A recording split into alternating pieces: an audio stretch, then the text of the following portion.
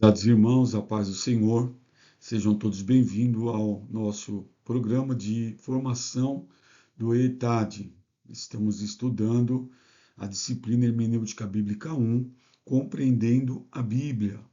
E nesta ocasião estaremos estudando a lição de número 2, abordagem ao estudo da Bíblia. Matéria muito importante para nós, uma disciplina muito importante para a teologia. Na primeira lição, verificamos que a Bíblia é um livro revelado. Sendo a palavra de Deus, ela deve ser estudada com mais do que diligência comum. Toda a nossa vida e nossa fé depende de uma clara compreensão da Bíblia. Portanto, vemos a importância da hermenêutica, pois sendo a Bíblia inspirada, sendo a palavra de Deus, precisamos ter um pouco mais de diligência, de ser mais minuciosos no estudo da palavra de Deus, pois ela vai trazer para a nossa vida e nossa fé uma compreensão mais clara das Sagradas Escrituras. Para nós estudarmos, primeiro de tudo, é importante uma preparação pessoal. Existe o lado humano, e o lado humano ele precisa estar apto para a compreensão das Escrituras. Então, primeiro de tudo, é importante nós vermos a condição do ser humano. O ser humano natural, ele tem uma mente depravada. O homem, por causa da queda, adquiriu uma mente depravada em relação a Deus, a moral e a si mesmo. Se não vejamos o que Paulo diz à igreja de Roma, no capítulo de número 1, a partir do verso 28, alguns versículos nós vamos estar lendo. Veja que Paulo diz: e como eles se não importaram de ter conhecimento de Deus, assim Deus os entregou a um sentimento perverso, para fazerem coisas que não convêm, estando cheios de toda iniquidade, prostituição, malícia, avareza, maldade, cheios de inveja, homicídio, contenda, engano, malignidade, sendo murmuradores, detratores, aborrecedores de Deus, injuriadores, soberbos, presunçosos, inventores de males, desobedientes ao pai e à mãe, nécios, infiéis nos contratos, sem afeto natural, irreconciliáveis, sem misericórdia, os quais, conhecendo a justiça de Deus, que são dignos de morte que tais coisas praticam, não somente as fazem, mas também consentem aos que fazem.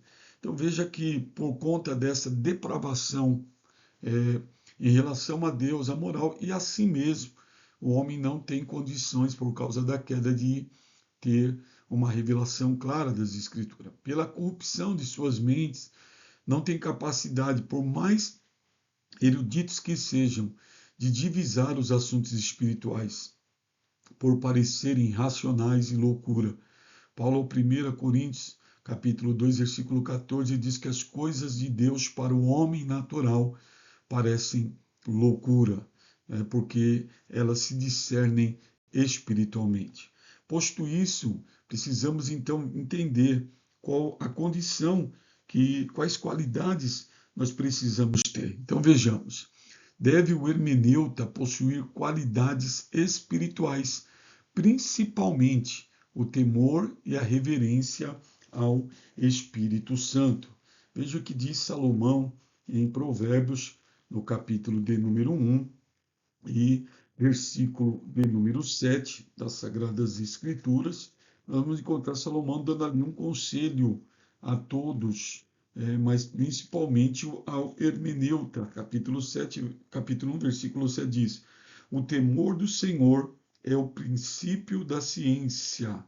Então veja, tudo passa pelo temor, pela reverência, pela espiritualidade. Veja que o texto ainda diz: os loucos desprezam a sabedoria e a instrução. Então precisa primeiro de tudo da capacidade de discernimento. O homem espiritual, segundo Paulo, é o crente que tem capacidade de julgar, de discernir, de compreender todas as verdades espirituais. Veja que nós já vimos isto na primeira lição, mas se faz necessário nós revisarmos esse texto ou falarmos dele, pois na pedagogia a repetição é importante até mesmo para nós fincarmos a nossa estaca. Então veja, Paulo diz, 1 Coríntios capítulo 2, versículo 10, Paulo diz assim: mas Deus nos revelou pelo seu Espírito, porque o Espírito penetra todas as coisas, ainda as profundezas de Deus. Porque qual dos homens sabe as coisas do homem, senão o Espírito do homem que nele está? Assim, também ninguém sabe as coisas de Deus, senão o Espírito de Deus. Mas nós não recebemos o Espírito do mundo, mas o Espírito que provém de Deus, para que pudéssemos conhecer o que nos é dado gratuitamente por Deus, as quais também falamos, não com palavras de sabedoria humana, mas com as que o Espírito Santo ensina, comparando as coisas espirituais com as espirituais. Então, para, na verdade, estudar a Bíblia, precisa de qualidades espirituais e da capacidade do discernimento do Espírito Santo. O homem natural não consegue discernir as coisas do Espírito. Veja que o intérprete deve estar cheio do Espírito e guiado por ele. Então, ser cheio do Espírito Santo é uma característica importante. E por quê? Somente o crente pode sondar o verdadeiro significado das Escrituras, porque o mesmo Espírito que a inspirou realiza no intérprete uma obra de iluminação que lhe permitirá chegar, através do texto, ao pensamento de Deus, conforme vimos em 1 Coríntios 2:10. Então veja que a importância, na verdade, de uma vida cheia do Espírito Santo. Jesus ele mesmo disse em São João, ele ali disse que era necessária a sua ida para que o Espírito Santo viesse. Ele disse, o Espírito Santo que o mundo não conhece.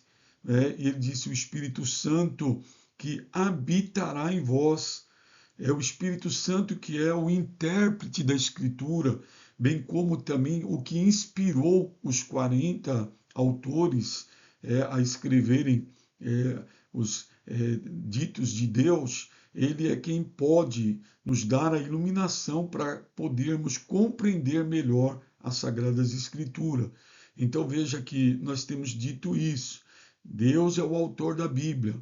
O Espírito Santo é o seu real intérprete. Então precisamos ter uma vida cheia do Espírito Santo. A carência de sensibilidade com o Espírito Santo incapacita o exegeta para captar com profundidade o significado das passagens bíblicas. O crente precisa de uma congenialidade espiritual com o Espírito Santo. Então, a falta de uma vida repleta do Espírito Santo vai impossibilitar que o hermeneuta tenha condição de ter a profundidade do significado das passagens bíblicas. O Espírito Santo ele precisa atuar junto com o hermeneuta para que esse possa ter a revelação das Escrituras. Para o estudo das Escrituras, você pode usar várias ferramentas, incluindo livros de estudo, concordâncias, dicionários e comentários bíblicos, além de recursos online e materiais como caneta, lápis, marca-texto e o mais importante, tempo, a sós com o Espírito Santo e a palavra. Então veja que é necessária a parte espiritual, mas a nossa parte também. E como que eu devo fazer? Eu devo me acercar de materiais que me dê condições de eu me aprofundar no ensino, fazer anotação.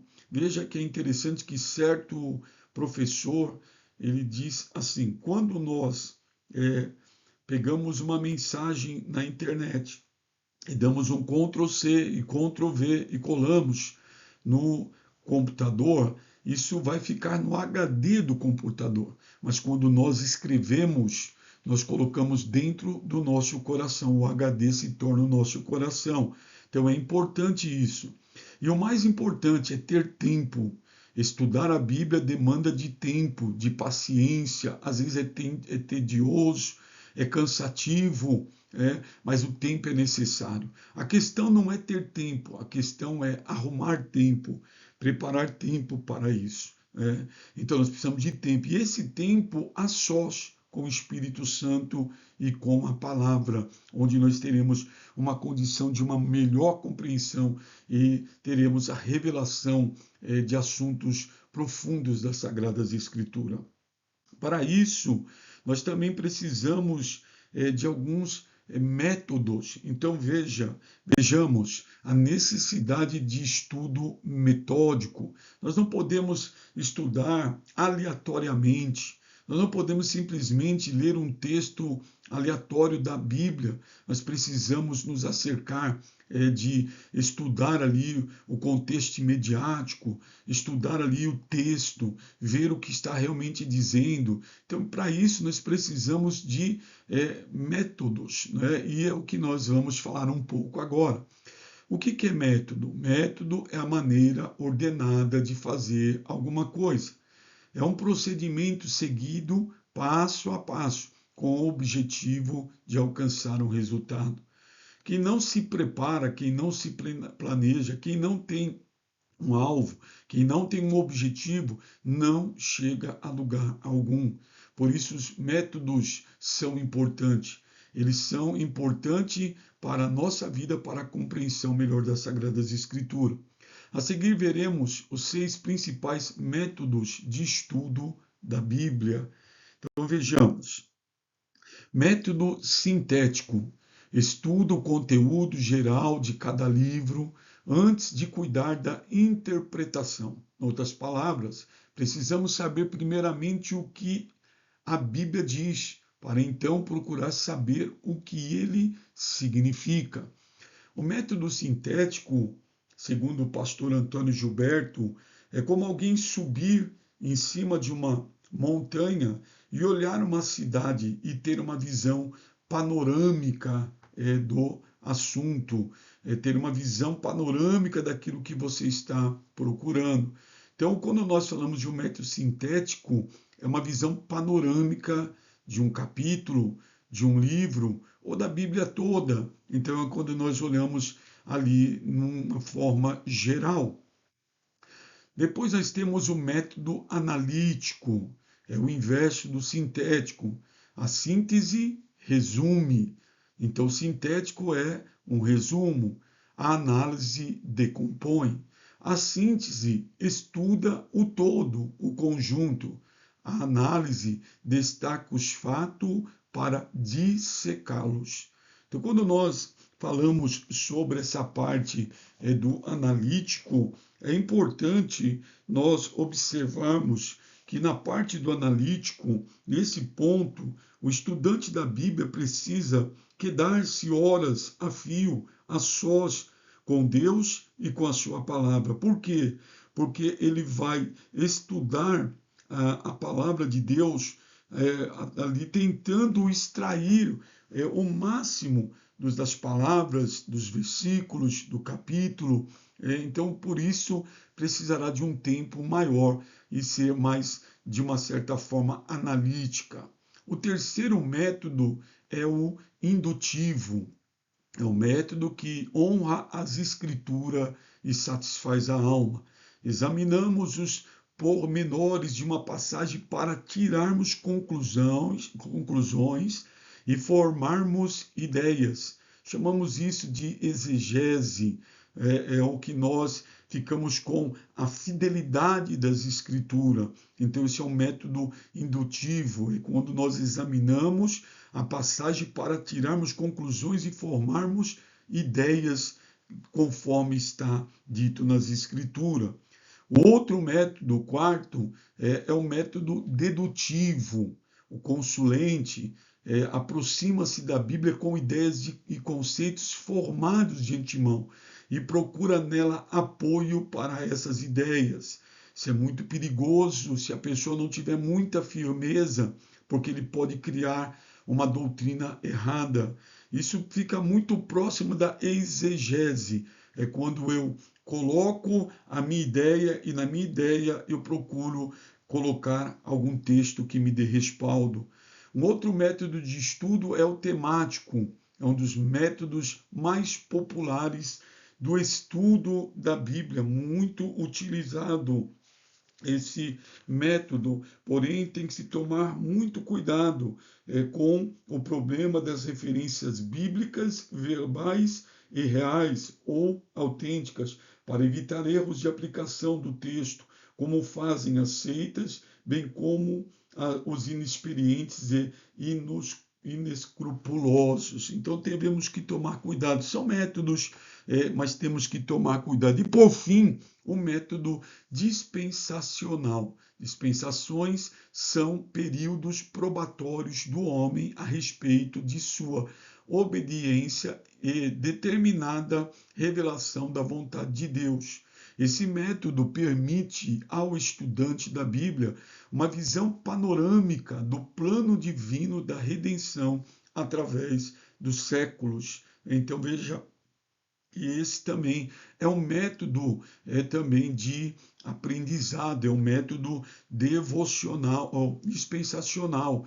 Nós somos dispensacionalistas clássicos, biblicistas, nós cremos nas dispensação, as dispensações que já se cumpriram, a dispensação da inocência, da consciência, do governo humano, patriarcal, dispensação da lei, agora cremos que estamos na dispensação da graça e, por fim, a dispensação do milênio. Então veja que são dispensações e ela vai nos dar um panorama geral do plano divino da redenção através do século. Então é um método também de aprendizado da palavra de Deus. Então por isso é muito importante para a nossa vida.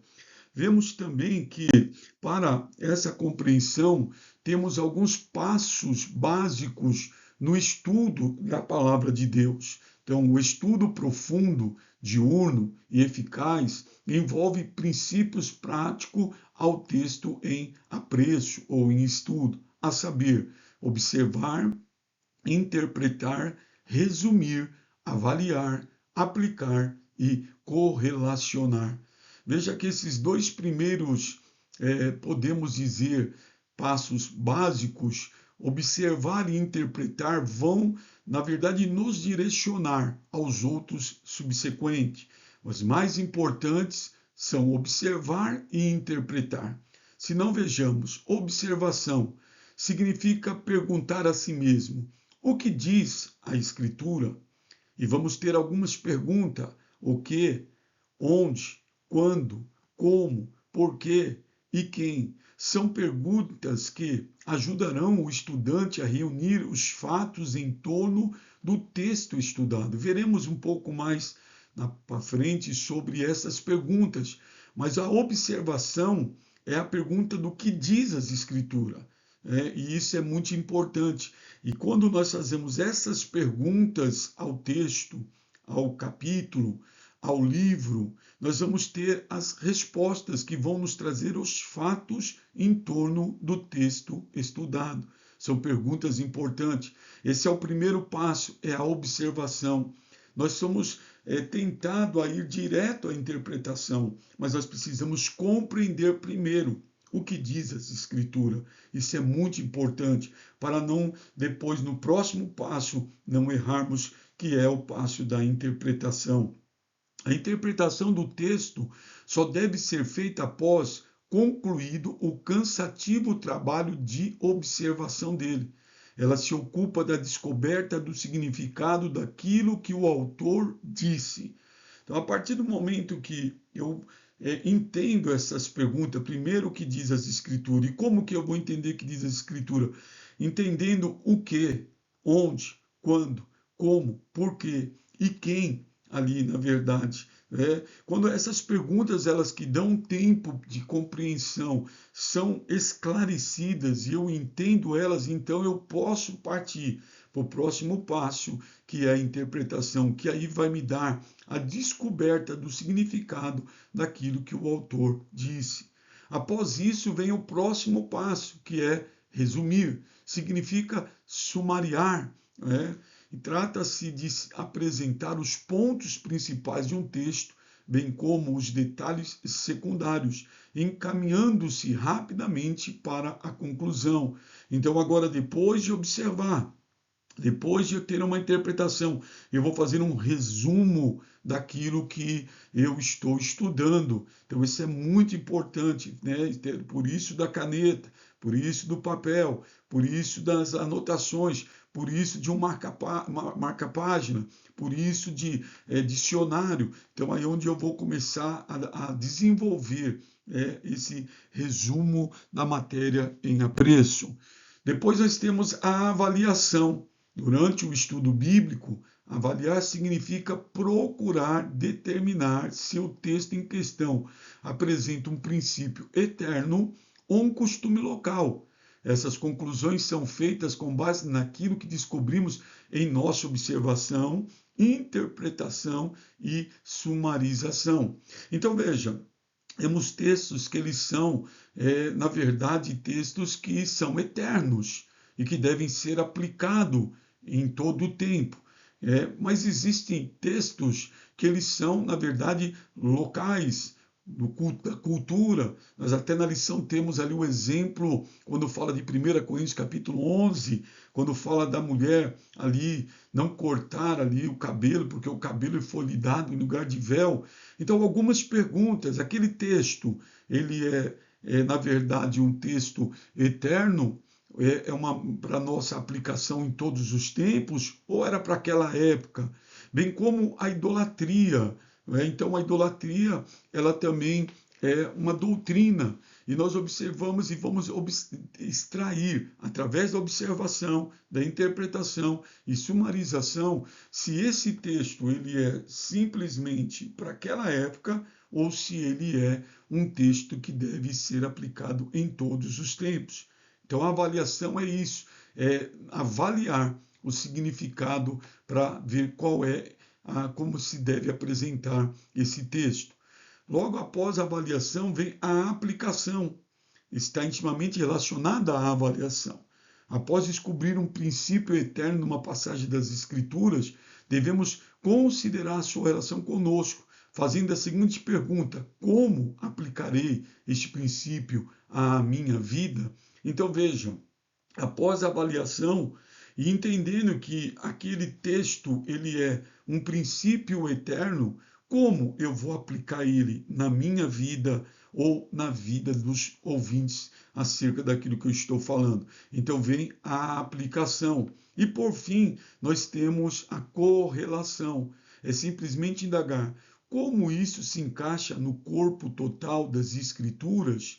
Isso é importante porque, como nós dissemos, a Bíblia ela tem uma harmonia, ela não tem erro, a Bíblia não se contradiz. Após eu entender a aplicação, a correlação é eu colocar ela dentro do conjunto geral da Bíblia, de maneira que ela se encaixe sem se contradizer. E aí, após isso, eu vou então ter a interpretação correta das Escrituras. Então, isso é muito importante para nós, essas perguntas, na verdade, como nós vimos, esses passos básicos: observar, interpretar, resumir, avaliar, aplicar e correlacionar. Isso é muito importante. Nós vimos que na observação nós temos algumas perguntas e agora nós passaremos ao passo dessas perguntas que ali estão relacionadas. Técnica de pergunta e respostas. Então nós temos dois grupos: perguntas factuais e perguntas reflexivas. Nesse primeiro momento nós vamos ver as factuais. Então veremos a seguir 7 tipos de perguntas, 4 factuais e 3 reflexivas, que cobre os passos básicos do estudo da Bíblia. As perguntas factuais são identificadora, de modo, temporal e local. Elas indagam quem, o que, como, quando e onde. Então, essas perguntas são factuais, elas são de suma importância para a nossa compreensão das Escrituras. Então, veja, as identificadoras. Então, como que nós podemos entender? O que ela vai trazer para nós? Quem está envolvido? Então, o identificador é quem ou o que. Né? Então, veja, toda vez que fizermos essa pergunta, nós vamos descobrir quem está envolvido naquele assunto. Depois temos as perguntas ainda na parte factual, de modo. Como foi feito? Como que foi feito? Então, entra a pergunta que e como. Então, veja que no primeiro eu vou identificar os envolvidos, ou no segundo eu vou identificar de que modo esses envolvidos estão dentro do contexto. A terceira pergunta, ela é temporal. Quando isto aconteceu? Quando? Então, aí nós vamos remontar para entender se na aplicação isso vai ser, na verdade, eterno ou ele era somente local. Depois, o local, onde isso aconteceu, onde se deu o fato, onde se deu esse acontecimento. Então, veja que são perguntas importantes que, quando eu faço ao texto, ele vai me responder. Ele pode não me responder ali, naquelas palavras. Então eu vou recorrer ao contexto imediato, ao texto anterior, ao texto posterior. Às vezes eu tenho que retornar ao livro para poder compreender. E não havendo luz, buscar outros textos da Bíblia que me traga essa compreensão. Então essa primeira parte são as perguntas que nós identificamos como perguntas factuais, que são importantes. Depois nós vemos as perguntas reflexivas.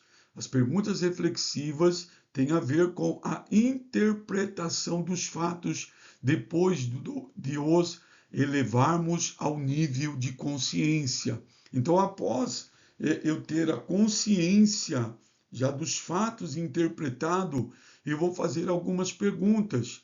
Então, a primeira pergunta que nós temos está dividida em três: a definitiva, racional e implicativa. A definitiva é: qual é o significado?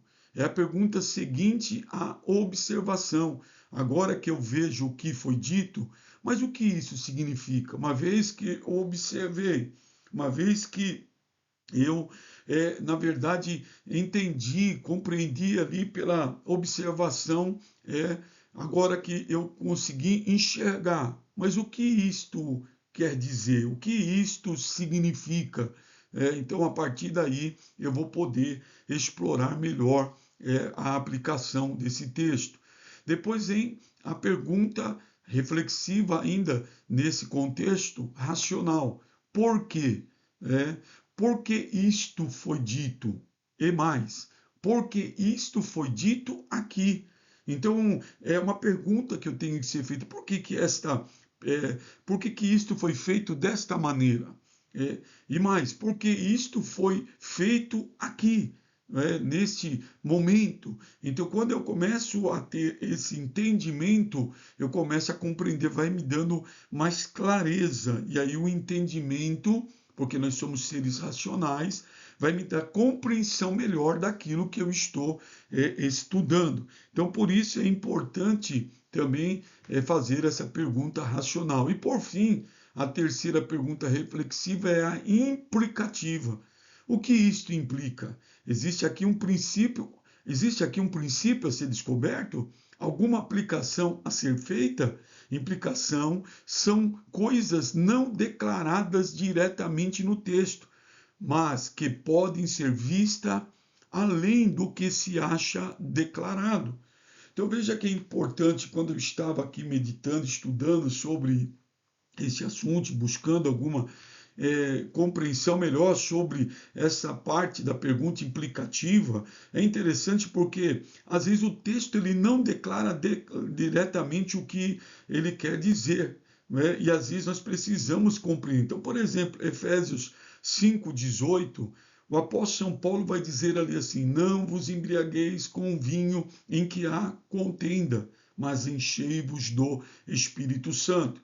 Quando Paulo está falando do vinho ali, ele está, na verdade, trazendo uma implicação de outras coisas não declaradas. Ele está falando da bebida alcoólica, de uma forma geral, de substâncias químicas, do tabagismo. Veja que não está revelado, mas ela está implícita no texto. Ou seja, ainda que, veja, as implicações não são coisas declaradas, mas elas estão no conteúdo. Então nós conseguimos, na verdade, ver além do que está declarado. No texto está declarado o vinho, mas nós entendemos que não é só o vinho, é a cerveja, é o uísque, é a droga, é qualquer substância química, por conta até mesmo de outros contextos que nos dão luz sobre este versículo.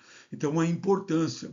Então, logo, nós vemos que as perguntas, elas são de suma importância para a nossa compreensão. Então, veja que essas técnicas de perguntas e respostas, elas são muito importantes para compreendermos. Nós vemos que o próprio Senhor Jesus ensinava, e no seu ensino, ele se utilizava o método de perguntas e resposta para trazer uma reflexão à mente dos seus ouvintes. Então, isso é muito importante. Então, dentro dessa matéria, no dia de hoje, nós estudamos aqui, então, dentro desse texto importante, a lição de número 2, que é importante para a dentro do nosso sumário, sobre as abordagens do estudo da Bíblia, tendo a preparação pessoal de suma importância, a necessidade do estudo metódico, os passos básicos no estudo da Bíblia